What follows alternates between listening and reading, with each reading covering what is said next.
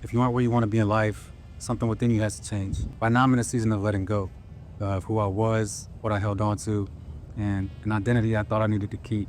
I'm fully committed to becoming a higher version of myself, and I can't say that's always been the case. I feel like I've been lying to myself long enough, and I haven't been committed to my own growth in certain areas as I should have been. We all have standards attached to an identity that we might not even realize, and we can raise those standards by changing what we say yes and no to. And without self-control and self-awareness, your lower self continues to run the show. A few months ago, I read one of the most impactful books I've ever come across, called 10X is Easier Than 2X by Dr. Benjamin Hardy and Dan Sullivan. And the book emphasizes why 10X is easier than 2X and how you as an entrepreneur can achieve more by doing less. It also emphasized the Pareto principle, or the 80-20 rule for those who might not be too familiar with it. And what the Pareto principle states is that 80% of your results come from 20% of the actions that you actually do. The book really hit home on the idea that if you want to become the best version of yourself, you have to let go of 80% of what you're currently doing, because it won't help you get to where you want to go. And this can mean cutting out distractions, removing yourself from certain circles or friend groups, bad habits, vices, and even parts of your identity that no longer serve you.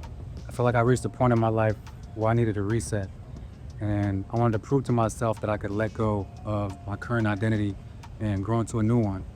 As humans, we have a huge aversion to loss, and letting go can be tough. But when you do let go, you make room for what's better. For the last few years, I worn my hair pretty long, and I experienced a lot of dope things and personal growth. But I've also carried a lot of pain with that identity that I was ready to let go of. From the painful breakup, losing the highest paying job I've ever had, rupturing my Achilles, and going through months of rehab. It's definitely been a hell of a ride. And during that process, I realized that I was getting in my own way. I believe God put me through some extremely painful tests to see if I would fold or rise above and learn from it. Letting go of what you're used to isn't easy, but I truly believe it's worth it if you fully commit. That could be dropping bad habits, distancing yourself from certain friend groups, and being mindful of what you consume daily, because your diet is more than what you eat. People in your life and online only see what you show them, but inside there's always a battle. You could either run from it or face it head on. And this reminds me of a quote from a recent book I read. Your life is like a garden. If you don't learn to be intentional, you'll be overrun with weeds and randomness. The clearer you are on where you want to go, the less distracted you'll be by endless options. This is a quote from Dr. Benjamin Hardy, super dope author that I've consumed a lot of material of. He also wrote a really dope book called Be Your Future Self Now. And that really helped shift my mind as far as how I think of my future self, and using that as a decision filter to make better decisions in the present. If a future version of myself wouldn't be doing something that I'm currently doing today, if I don't absolutely have to, I try to let it go.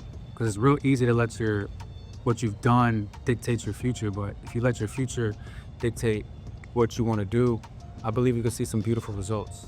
If you feel like you need a reset, there'll never be a perfect time to make a change. You just got to do it. And for me, I felt like it was that time, and to help symbolize that, I cut my hair. Man, this shit don't feel real, man.